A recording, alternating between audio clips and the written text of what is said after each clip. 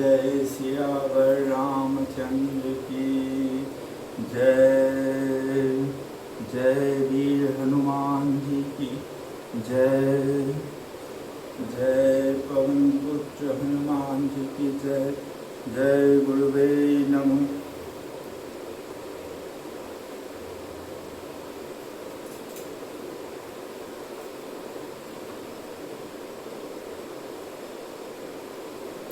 আগামী গতকালের পর থেকে রাম বলিলেন, আকাশে মেঘ ঘোর গর্জন করিতেছে। আমার প্রিয়াহীন মন সে শব্দ শুনিয়া ডরাইতেছে না, বিদ্যুৎ চমকাইতেছে, কিন্তু মেঘের ভিতর থাকিতেছে না।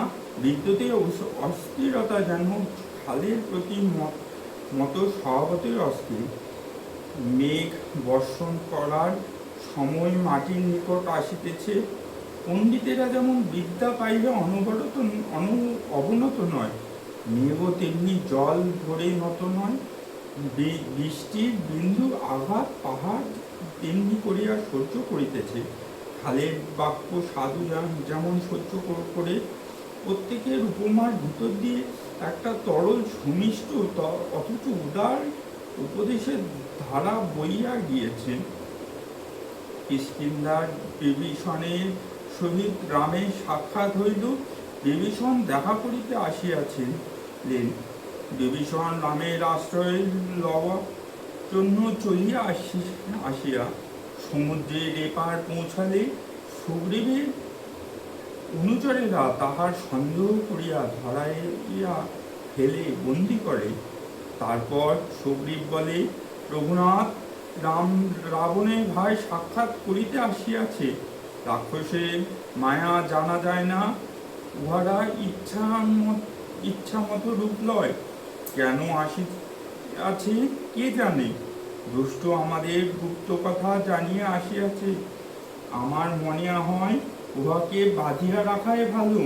প্রভু বলিয়াছে, সখা, তুমি নীতি অনুসারে ঠিক বলিয়াছ, কিন্তু আমি শরণাগতের ভয় হরণ করিয়া প্রতিজ্ঞা লইয়াছি। যদি তাহাকে আমাদের মন্ত্রণা জানিতে রাবণ পাঠাইয়া থাকে, সুগ্রীব, তাহাতে আমার ভয় বা হানি কি? এই স্থলে রাম সাধারণ মানুষের মতোই বিভীষণে আসার হেতু জানেন না। এইটুকু মাত্র জানিয়াছেন যে বিভীষণ শরণাগত। সুগ্রীব যে তাহাকে বাঁধিয়া রাখার কথা বলিলেন, তাহা রাজনীতি সম্মত। রাজারা শত্রু পক্ষীর উপর সন্দেহ বসে এই প্রকার ব্যবহার করে যায়। কিন্তু রামচন্দ্র আসিয়াছে সেই সন্দেহ যুগ দূর করিয়া স্বর্গরাজ্য বসাইতে। তিনি আসিয়াছেন জগতে মঙ্গল স্থাপন করিতে। সন্দেহ ও কল্যাণ একসঙ্গে চলে না। কাজে রামচন্দ্র সন্দেহের উপর প্রতিষ্ঠিত সেই রাজনীতি বদলাইয়া ফেলিতে যাচ্ছেন। তিনি সহজভাবে বলিলেন যে, যদি মন্ত্রণা জানাইতেই আসিয়া থাকে, তাহা হইলে ভয় বা ক্ষতি কি? তব কভু ভয় হানি কি কিসা। এই সামান্য কথা কয়েকটার মধ্যে সমস্ত রাজনীতির মূল পরিবর্তন লইয়া গিয়েছে। যীশু খ্রিস্টের পূর্ব পর্যন্ত ইহুদি ধর্ম বলিত, চোখের বদলে চোখ, দাঁতের বদলে দাঁত লাও। উহা ছিল প্রতিহিংসার ধর্ম। উহা হিংসা ও ভয়ের উপর প্রতিষ্ঠিত। যীশু আসিয়া বলিলে, উহা নয়, তোমরা জানিতে চোখের বদলে চোখ লওয়া ধর্ম। আমি বলিতেছি, এক গাল মারিলে আরেক গাল পাঠিয়ে দিবে। ইহা যীশুখ্রিস্টের দান, যীশুখ্রিস্টের মূল তত্ত্ব। যীশুখ্রিস্ট বহু পূর্ব হইতে হিন্দু ধর্মের মূল তত্ত্ব ইহা থাকিতেও কার্যত রাজনীতিতে ইহার ব্যতিক্রম ছিল। রামচন্দ্র ব্যবহারিকভাবে সেই ব্যতিক্রম দূর করিতে আসিয়াছেন। যদি বিভীষণ গুপ্ত কথা আসিয়া থাকে এবং বলে যে সাক্ষাৎ করিতে ও শরণ লইতে আসিয়াছেন, তবে রামচন্দ্র কেন তাহাকে অবিশ্বাস করিবেন? শরণাগতকে রক্ষা করায় তাহার ধর্ম। লক্ষণ যখন শেষ বিদ্যমান, তখন রামচন্দ্র শোকে বিহ্বল হইয়া পড়েন। রামচন্দ্র অচেতন হইয়া পড়িয়া আছেন। তাহাকে দেখিয়া রামচন্দ্র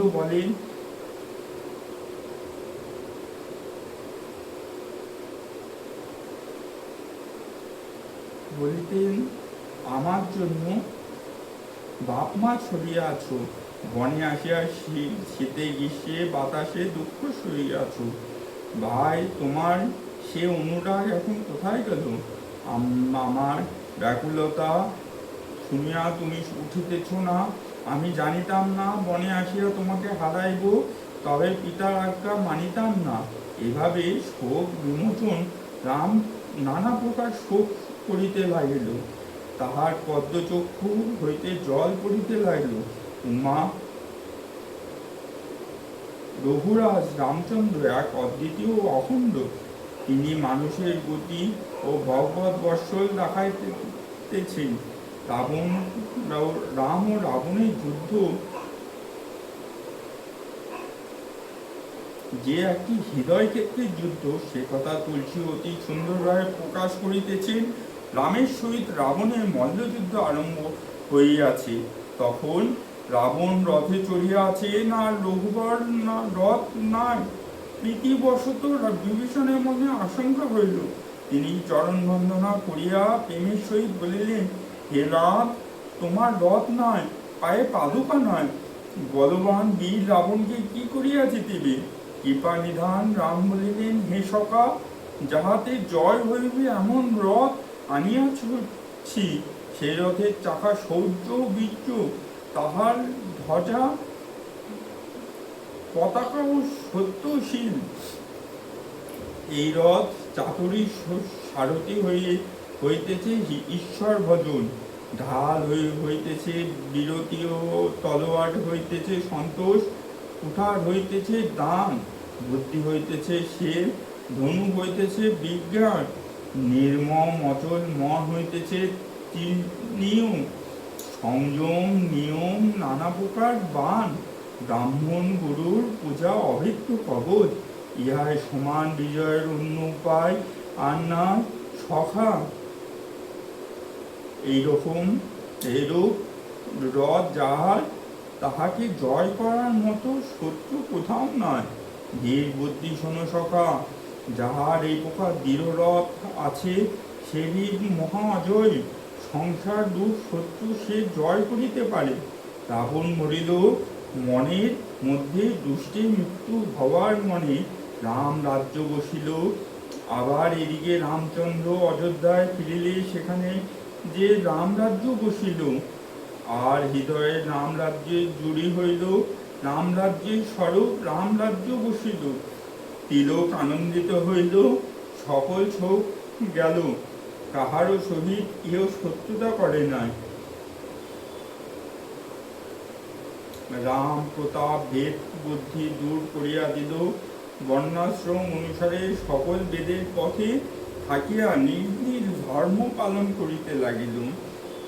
সকলে সর্বদা সুখ পাইতে লাগিল, রোগ শোক ও ভয় রহিল না।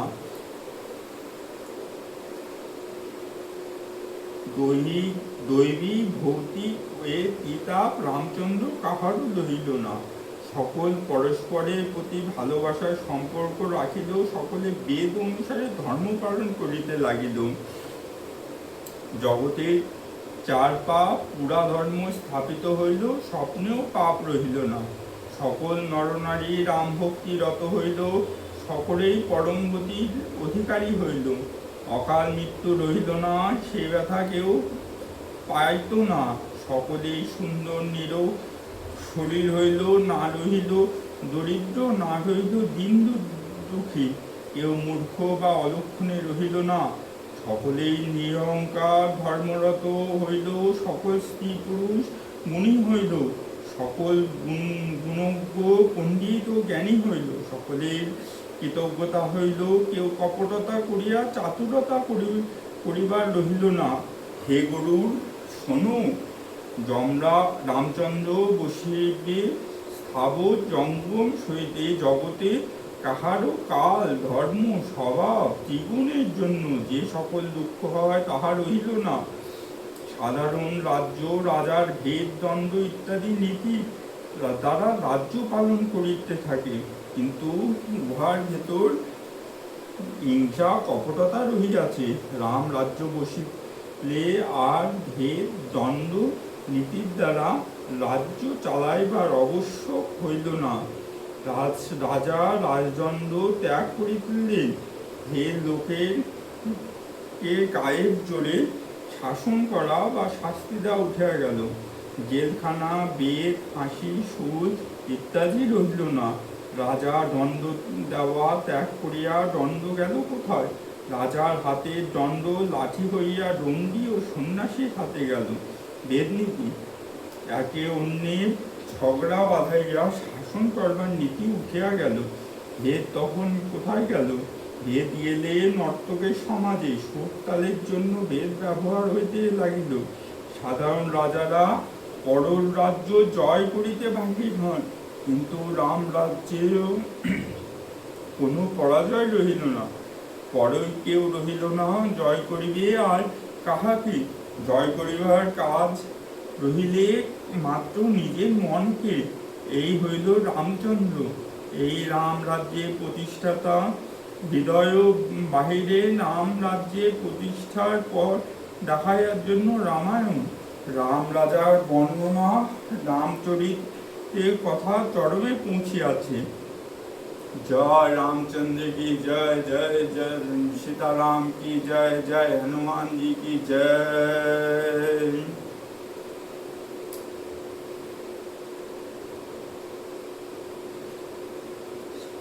মাতা সীতার চরিত বর্ণনা। সীতার কথা তুলসীদাসজি বর্ণনা করিতে অনেক সময় সংকোচ করিয়াছেন। সে পবিত্রতা, সে স্বভাব সুচিতার বর্ণনা করার চেষ্টা করিতেও তুলসীদাস থমকাইয়া দাঁড়াইয়াছেন। সীতার শোভা বর্ণনা করা যায় না। সীতা জগতের মাতা স্বরূপ, গুণের খানি। সকল উপমায় সাধারণ স্ত্রী লোকের বেলায় ব্যবহার হওয়া সেসবগুলি সীতার বেলায় আমার কাছে খাটো লাগে। সীতার রূপ সেই জন্য তুলসীদাসে বর্ণনা করেন নাই, মনের ভাবও বর্ণনা করিলে অনেক স্থলে সাহস পায় নাই। স্বয়ং সভায় রামচন্দ্রকে যেভাবে দেখিতেছিলে, তুলসী তাহা বর্ণনা করিতে আসিয়া সীতার বেলায় রামকে সীতা যেভাবে দেখিতেছিলেন কি তাহা মুখ দিয়া বলার মতো নয়। সাক্ষাৎভাবে বর্ণনা না করিলেও সেখানে সীতার উল্লেখ করিয়াছেন। সেখানে বিনয়, নম্রতা, পবিত্রতার স্রোত বহিয়া গিয়াছে। রামচন্দ্র হরধনু ভঙ্গ করিয়াছে, তখন সীতা লইয়া রামের গলায় জয়মালা পরাইয়া দিয়ে গেলেন।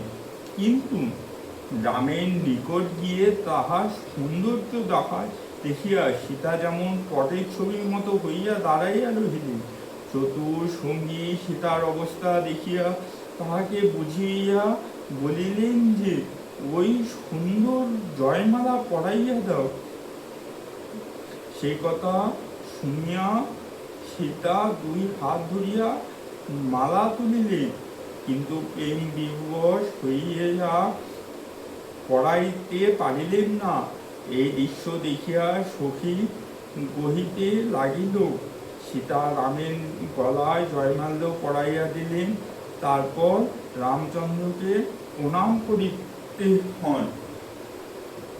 সখী বলেন, সীতা প্রভুকে প্রণাম করো, কিন্তু সীতা ভয়ে ভয়ে প্রভুর চরণ স্পর্শ করিতেন না। এমনভাবে সব প্রেমে তুলসী রাম সীতার বিবাহ বর্ণনা করে আছে। সীতার কোমলতা ভেদ করিয়া তাহাকে কঠিনতা বাহির হইয়া পড়াইছে। যখন রামচন্দ্র তাহাকে বনবাসে যাইতে নিষেধ করিয়াছেন, তখন বনের সমস্ত দুঃখ সীতার নিকট সুখদায়ক হবে। এ কথা জানাইয়া বড় দুঃখে তিনি বলিয়া উঠিলেন, আমি সুকুমারী, আর তুমি বনে যাওয়ার যোগ্য?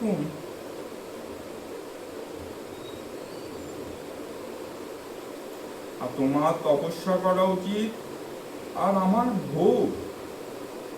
এমন কঠোর কথা শুনিয়াও সীতার প্রাণ যাইতেছে না। এ কথা বলিয়া সীতা বড় বিকল হইলে বিচ্ছেদের কথা সহিত পারিলেন না। সীতা সঙ্গে গেলেও কখনো পথের ভার হন না, বরঞ্চ সেবা করার সংকল্প বরাবরই পালন করিয়া গিয়েছেন। যখন রাম সীতা চিত্রকূটে আশ্রম ত্যাগ করিয়া গভীরতর বনে যাওয়ার জন্য চলিতেছিলেন, তখন পথে অত্রিমুনি আশ্রমে উপস্থিত হইয়ে মুনি স্ত্রীর অনুসয়া সীতাকে বলিলেন, সীতা, তোমার নাম স্মরণ করিয়া স্ত্রীরা পতিব্রতা ধর্ম পালন করিবে। তুমি রামের প্রাণ প্রিয়, সংসারের হিতের জন্য কিছু বলিলাম। অনুসয়া সীতা স্ত্রীকে 4 ভাগে ভাগ করিলেন। উত্তম, মধ্যম, নিকৃষ্ট ও অধম তাহাদের লক্ষণ। উত্তম পবিত্রতার মনের এই ভাব যে জগতে যে পুরুষ আছে তাহা সে স্বপ্নেও জানে না। জগতে যে অন্য পুরুষ আছে তাহা সে স্বপ্নেও জানে না। মধ্যম, পরপিতাকে ভ্রাতা, পিতা ও পুত্রের মতো দেখে। ধর্ম হইবে এই বিচার করিয়া যে কুলে থাকে সে নিকৃষ্ট, আর যে অবসর না পাওয়া কুলে থাকে সে অধম বলিয়া জানিবে। দণ্ড বনে সীতাকে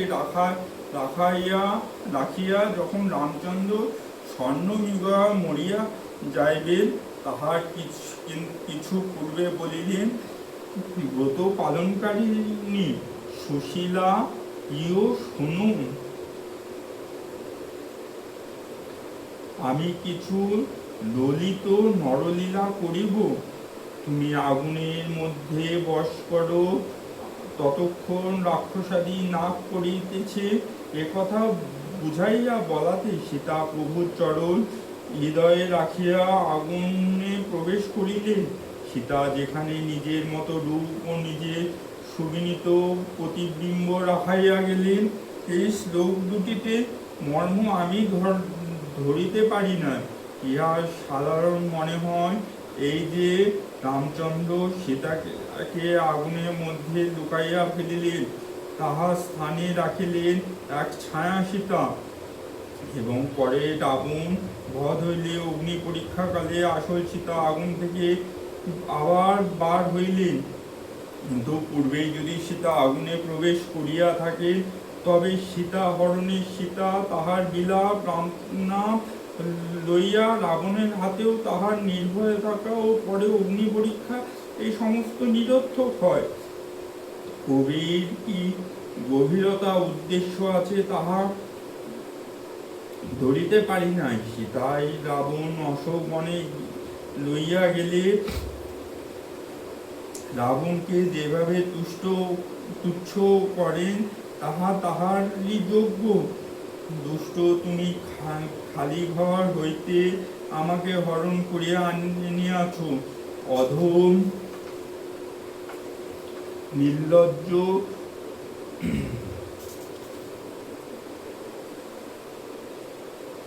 তোমার লাজ নাই? অশোক বনে সীতার পবিত্রতায় সীতাকে রক্ষা করিয়াছিল।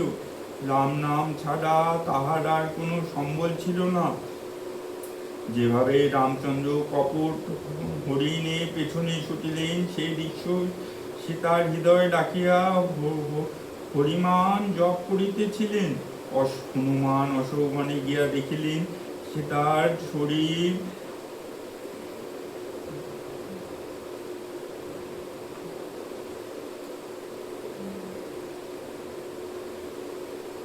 কৃশ হইয়াছে, মাথায় এক দেরির জটা হইয়াছে। তিনি হৃদয়ে রঘুপতি নাম জপ করিয়াছেন। নিচের দিকে মুখ করিয়া বসিয়া নিজের পায়ের দিকে তিনি তাকাইয়া আছেন, আর তাহার মন রামচরণে লীন হইয়া আছে। রাবণ বধ হইলে হনুমান সীতাকে রামের শিবিরে আনিতে গেলেন। তখন রাক্ষসীরা তাহাকে দিব্য বসনভূষণ পরাইয়া দিলেন। তাহারা সুন্দর শিবিকা সাজাইয়া আনিল। সীতা আনন্দে সুখধাম প্রেমময় রামকে স্মরণ করিয়া তাহাতে উঠিলেন। চারিদিকে বেদ পানি রক্ষক সেবিকা ঘিরাইয়া চলিয়াছে। তাহা দেখার জন্য বানর ভাল্লুকেরা আসিলেন। রক্ষককে রাগিয়া মারিয়া যায়। রঘুনাথ হাসিয়া বলিলেন, সখা, আমার কথা শোনো, সীতাকে পায়ে হাঁটা আনো, বানররা তাকে মায়ের মতো করিয়া দেখুক। তখন সীতা অগণিত সন্তানকে আনন্দ দিয়া হাঁটিয়া আসিলেন।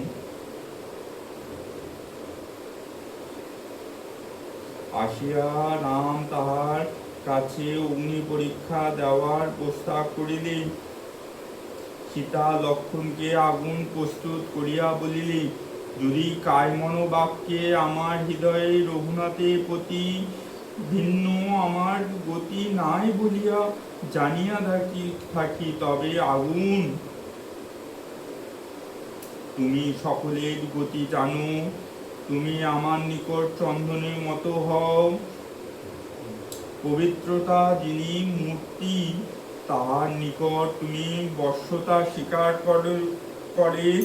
আগুনের তো সীতার কথা মানিতে হইবে। সীতা প্রভুকে স্মরণ করিয়া আগুন যেন চন্দন এভাবে তাহাতে প্রবেশ করিলেন। তাহার পর সীতাকে লইয়া রামচন্দ্র হনুমানাদি সহিত অযোধ্যা ফিরিয়া রামরাজ্য প্রতিষ্ঠা করিলেন। সীতা যখন রাজরানী হইলেন, তখন সীতা সর্বদাই প্রতি আকুল হইলেন। সীতা শোভাময়ী, সুশীলা, বিনয়বতী। তিনি কৃপাসিন্ধু রঘুনাথের সামর্থ্য জানিলেন। মন দিয়া তাহার চরণ সেবা করিতেন। যদিও রাজবাড়ির খুব সেবা কুশল রাজদাসীর অভাব ছিল না, তথাপি সীতা নিজ হাতেই গৃহ ও পরিচর্যা করিতেন রামচন্দ্রের আদেশ অনুসারে।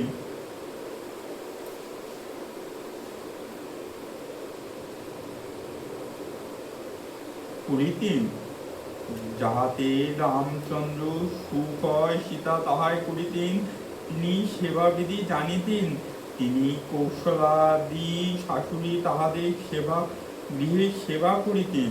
তাহার অভিমান বা অহংকার ছিল না। সীতা, পার্বতী, লক্ষ্মী, ব্রহ্মাদি বন্দনিয়া। তিনি জগতের মাতা, সদাই প্রশংসনীয়া। লক্ষ্মী স্বভাব চঞ্চল, সেই লক্ষ্মী স্বরূপিণী সীতা, যাহার কৃপাদৃষ্টি দেবতারাও চায়। তিনি নিজে চঞ্চল স্বভাব হইয়া অচঞ্চল হইয়া রামচন্দ্রের প্রতি ভক্তি করিতেন। সীতা ভারতের নারীর আদর্শ হইয়া রহিলেন, প্রতিভক্ত, সহজ, পবিত্রতায় তাহার সমান কেহই নাই।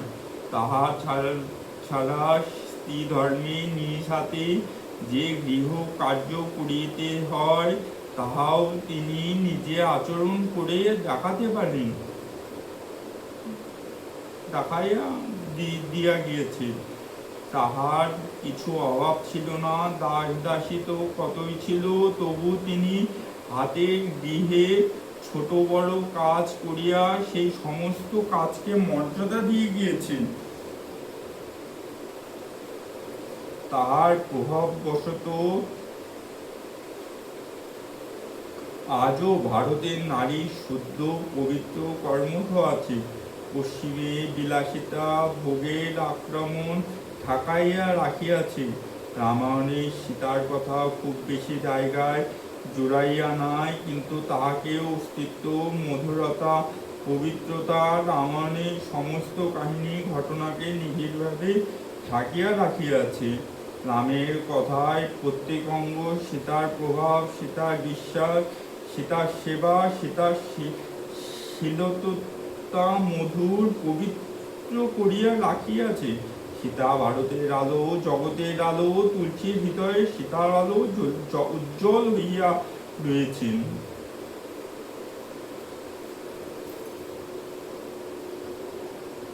जय रामचंद्र की जय, जय श्री रामचंद्र की जय, जय हनुमान, जय हनुमान, जय राम सिया राम, जय राम।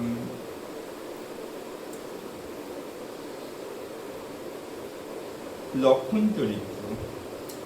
লক্ষণ রামের সঙ্গে একবারে অভিন্ন ভাবে যুক্ত। বিশ্বামিত্র দুই ভাইকে রাক্ষস তাড়াইতে লইয়া গেলেন, সময় সমান বিরক্ত দেখান।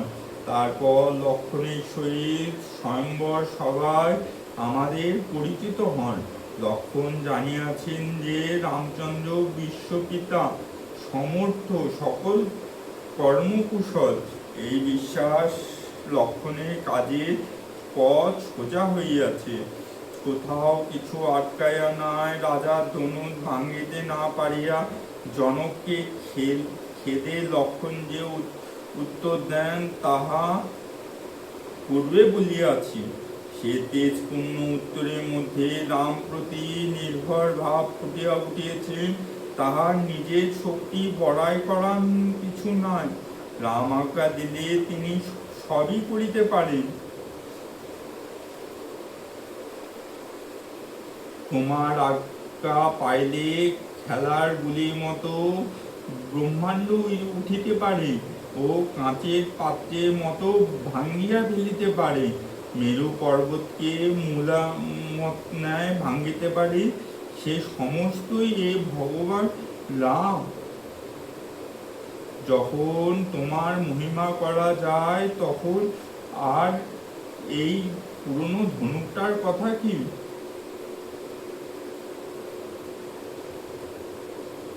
সেই স্বয়ংবর সভাতেই পরশুরামের সহিত রামা লক্ষণের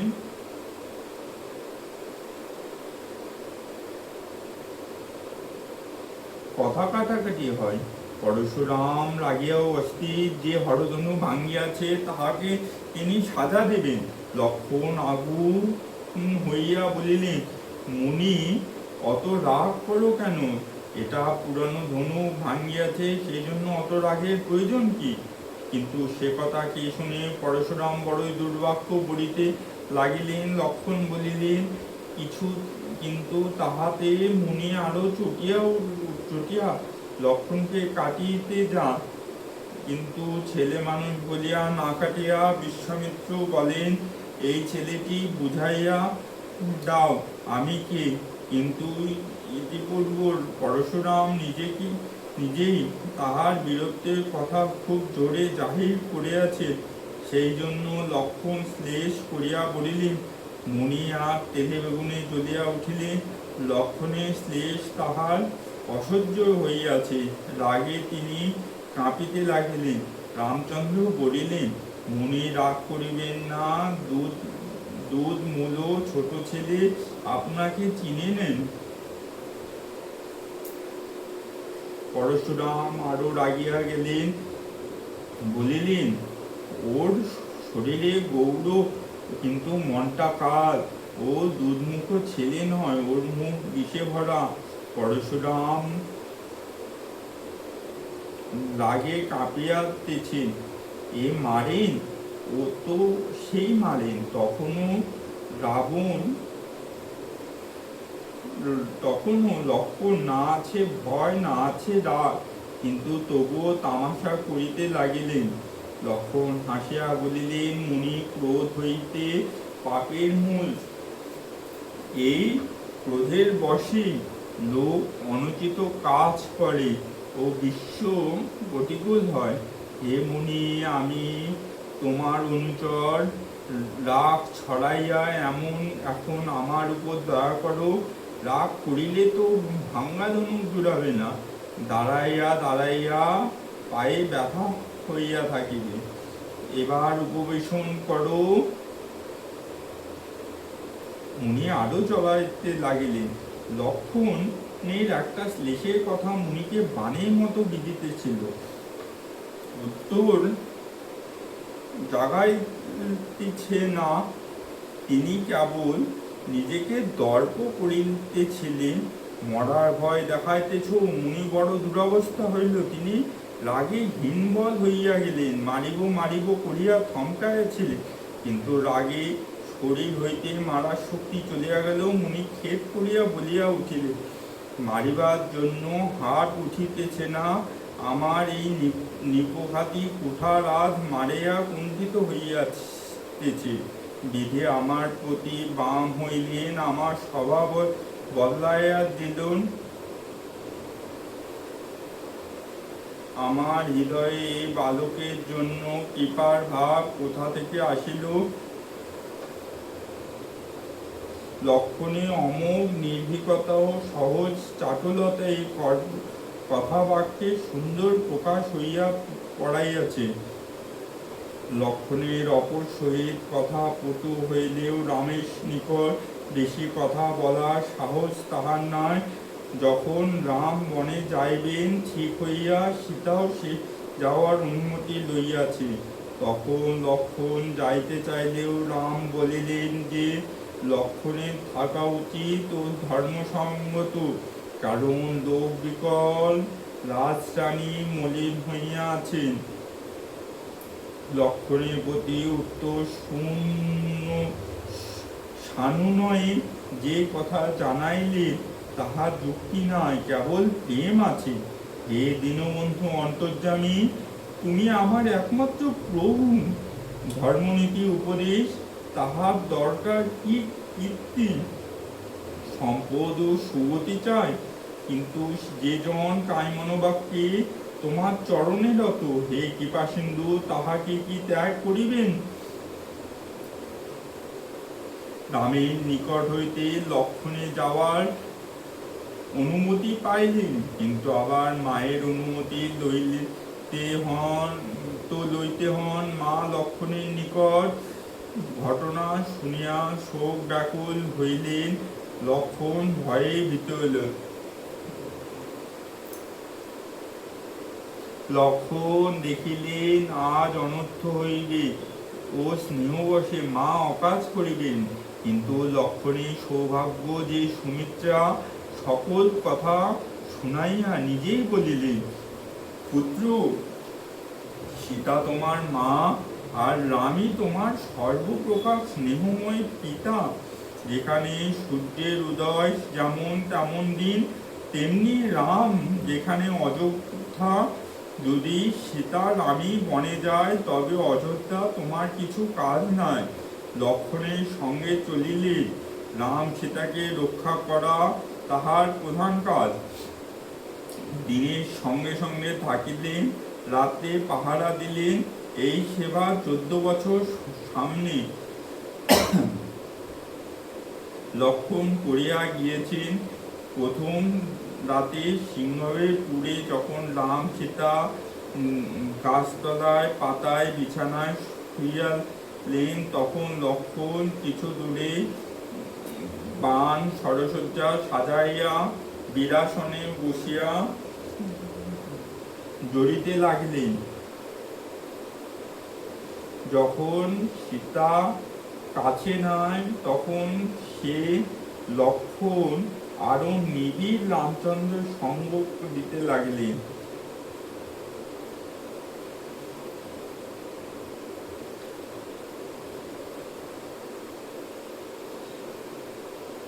লক্ষণ তখন বেদ, শ্রুতি, ধর্ম, ইতিহাস, পুরাণের কথা রামচন্দ্রকে জিজ্ঞাসা করিতেন ও সেই সম্বন্ধ আলোচনা করিতেন।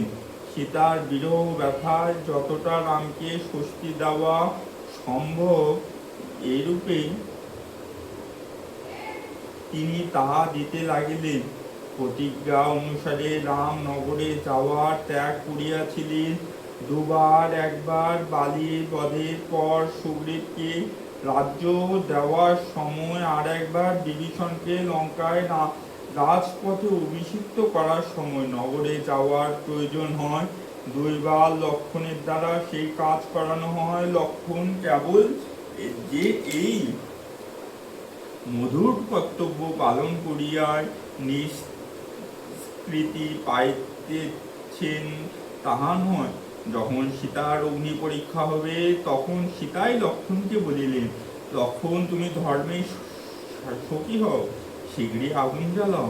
লক্ষণ সীতার বিরহ ও বিবেক ধর্মনীতি পূর্ণ কথা শুনিয়া সজল চোখে হাত জোড় করিয়া লইলেন। প্রভুর নিকট কিছু বলিতে পারিলেন না। এই দুঃখ কার্য লক্ষণকে করিতে হইল। লক্ষণ নিজের কর্মশক্তির উপর অনেকখানি বিশ্বাস করিলেন। দৈবকে বড় আমল দিয়ে চাইতেন না।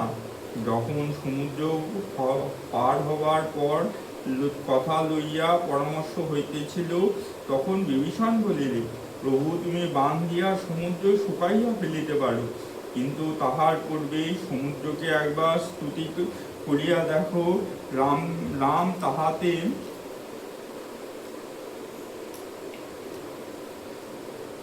রাম তাহাতে রাজি হইলেন, কিন্তু লক্ষণের তাহা ভালো লাগিল না। লক্ষণ বলিলেন, না, দৈবের ভরসা কি? তুমি ক্রুদ্ধ হইয়া সমুদ্র শুষিয়া ফেল। বিরোধের মনে একই আশ্রয় করিয়ে অলস লোকেরা দৈব বলি চাচায়। দৈবর প্রতি লক্ষণের এই তো মনোভাব। এই লক্ষণকে যখন দৈবের হাতে সীতাকে ফেলাইয়া দিতে হইল, যখন নিজ হাতে আগুন জ্বালাইয়া সীতাকে উহার প্রবেশ করিয়া জোগাড় করিয়ে দিতে হইল, তখন সে মনোবেদনার কথা তুলসী একমাত্র শব্দে ইঙ্গিত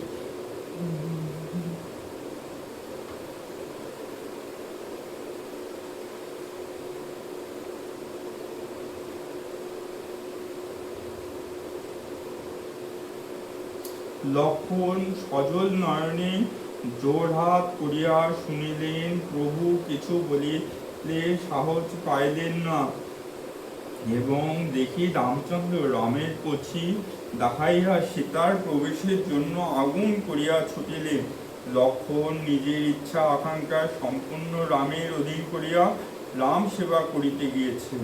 লক্ষণের এই পরিচিতি তুলসীদাস দিয়েছেন। ইতি লক্ষণ চরিত্র। জয় সিয়াवर রামচন্দ্র কি জয়।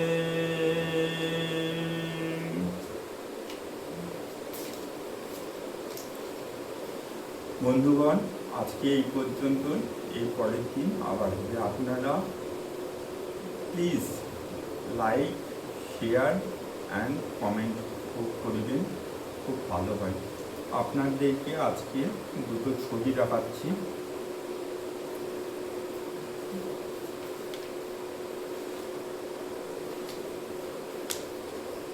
ইনি হলেন মহারাজ তুলসীদাস মহাশয়।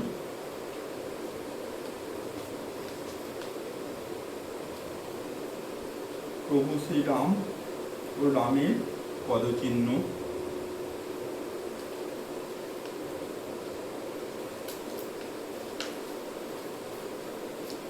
ও সভা পরিষদ। ধন্যবাদ।